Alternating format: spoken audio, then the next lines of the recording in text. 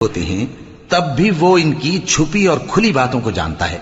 وہ تو دلوں کی باتوں تک سے آگاہ ہے. اور زمین پر کوئی چلنے پھرنے والا نہیں مگر اس کا رزق اللہ کے ذمے ہے. وہ اس کے رہنے کی جگہ کو بھی جانتا ہے اور جہاں سونپا جاتا ہے اسے بھی.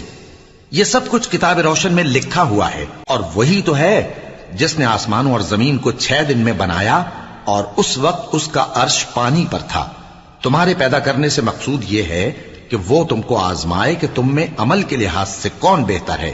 اور اے نبی اگر تم کہو کہ تم لوگ مرنے کے بعد زندہ کر کے اٹھائے جاؤ گے تو کافر کہہ دیں گے کہ یہ تو کھلا جادو ہوا.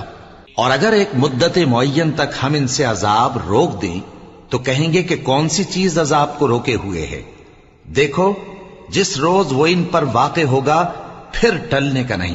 اور جس چیز کا یہ مذاق اڑاتے ہیں وہ ان کو گھیر لے گی. اور اگر ہم